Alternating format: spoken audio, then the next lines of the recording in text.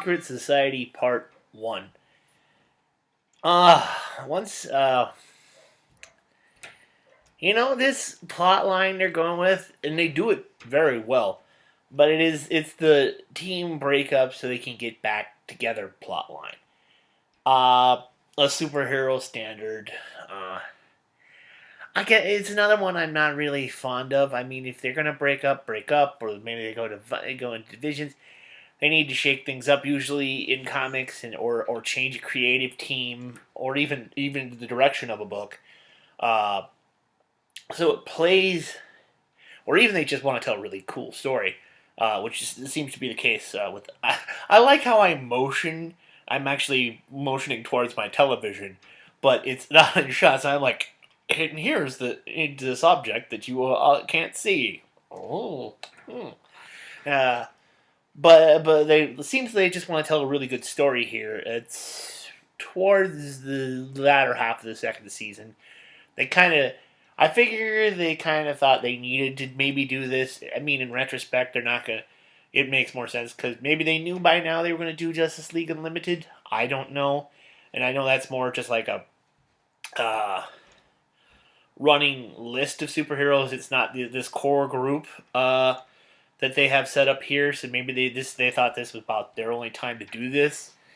Because if it lasted like 4 or whatever seasons, and they did it in here, it would seem kind of early to do it. But if this is like they knew this was their last chance to do it with this group, and then they were going to move on to something else, then it makes more sense in its placement. But to put it towards the latter half of the season, or probably before they get a couple, and then the big story. I forget how many episodes are. No, actually, I'm looking over it right. There's like one episode. It's in the middle of the season. I was going to say it's at the tail end, but it's right in the middle. I'm just rattling. All right, back on point. Go. I like how I don't edit these things, so you can see just my train of thought and how shit it is. The idea of this is the idea of teamwork and how you can have communication breakdown and the problems with building a team. And even the problems when you try to take things apart into their individual components. Sometimes, trying to figure out why something works screws it up. Which is the case with our Justice League. Green Lantern is like, we've all been getting just a lot of lucky. We need to come together and form as a unit. We need to practice. Once again, military background, that makes sense. That's the military mentality. And a unit like this, it does make sense. I don't think the way he's going about it, and especially because he's not dealing with soldiers, he's dealing with individual personalities, that the way he's going about it is the right way. There's build up. It just brings everything to the forefront.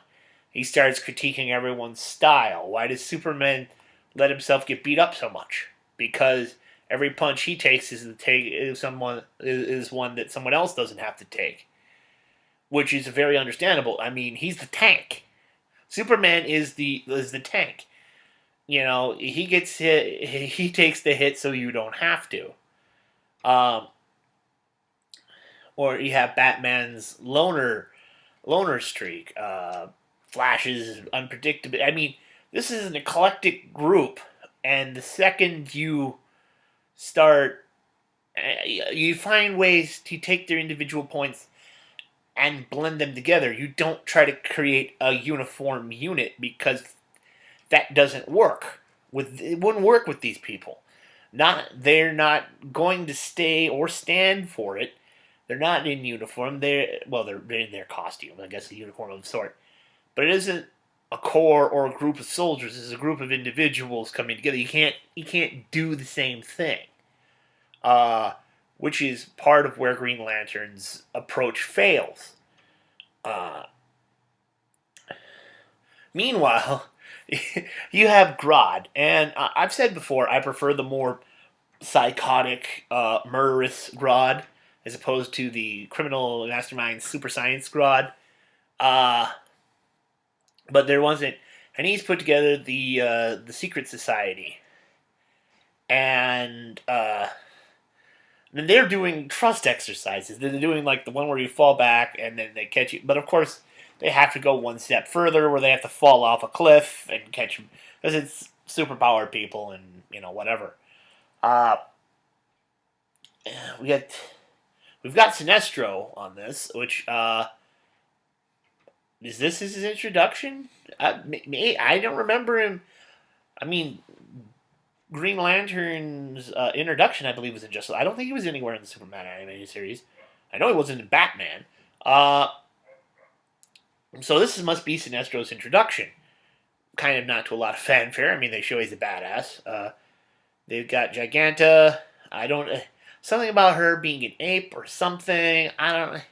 And then modify. I don't know. Although they do have this cool thing where the shade is really turned on by her, even by the fact that she's gets larger. It's just cute. It's just kind of cute and kind of it's kinky and it's okay. You go in, you don't think you would normally see that, but it's played subtly enough where it's not gonna the kids aren't gonna go, oh my god, it's played subtle enough where you can only, if you're paying attention and you're an adult, you're going to really understand what's going on there.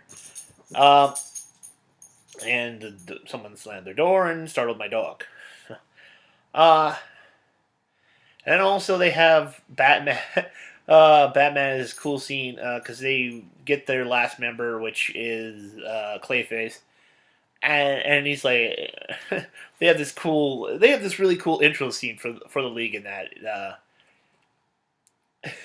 Batman's there, and then Clayface starts cocking off. And then his society is revealed minus Grodd, who's sitting in the background in the shadows. And I think Grodd's got to be playing a long game, because even no matter which version of Grodd, he's always plotting ahead. And normally he, like I said, the more murderous Grodd wouldn't use people; he would just use whoever's on hand and control them, and just mentally crush them into submission and have them. But he's still playing the long game and trying to tweak it. I bet he is.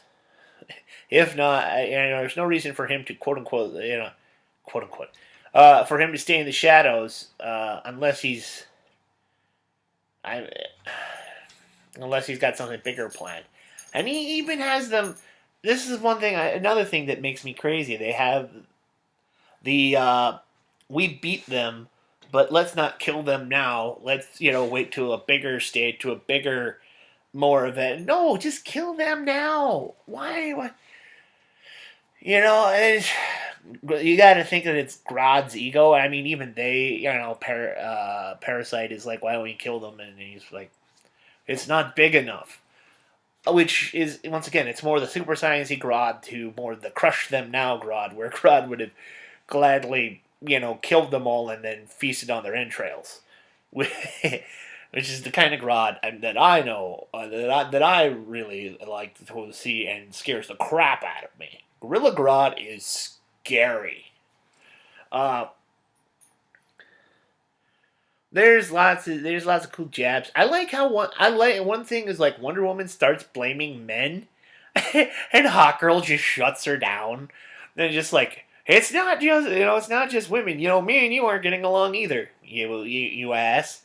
And everyone, and then then the Martian Manhunter is like sitting there and really he hits home with it. He's like, you guys have became my family, and now it's just broken, and I guess I'll just have to survive. And that's when it hits home. They do the whole walk away, walk apart scene. I mean, it's cliche. It's been done, but it's part of this type of story, and so I'll forgive it. Like I said, like with the first part of the Terror Beyond, they're doing a very and I'm not going to go back into the Terror Beyond because if you've already seen part two, I would imagine, and that's a whole another video and a whole other discussion. Uh but the first part of the Terror Beyond is a very kind of like a tropey kind of cliche. If you know superheroes, you know this story kind of thing. This is once again that story, but it's told well enough where if you don't know these types of stories or this is your introduction, they always say every comic is someone's first. The same idea applies to tell every episode is someone's first. So you should have enough of you can have our argument, but the idea is you want to have enough to interest or get that hook in, or have enough where you can kind of figure out people's motivations. Uh, so this might be someone's first. So this is the first time they've seen it, and it works. To a veteran like me who's seen this type of story multiple times, uh, I wouldn't say it's. I'd say it's a little forced because they went from being a very gelled unit to being kind of just this hit or miss system. Like in the space of a couple episodes, in the space of this episode, they went from like the last couple episodes where they were for the most part on point and following. There's a little bit you could argue in the Terror Beyond where they're sitting there and not really listening to each other, and taking it, uh, and kind of trying to do their own thing and have to be pulled back. So you could see kind of an evolution of this, if you wanted to. But I don't know if that was planned or if that's just luck. I'm going to give them the benefit of the doubt and say they probably figured out that, hey, this script has a little bit of this, so if we put this in this, we'll look smarter than maybe we actually are. But so the League has sort of disbanded. Grodd has his grand master plan, and Giganta's eating a banana. See you in the next one.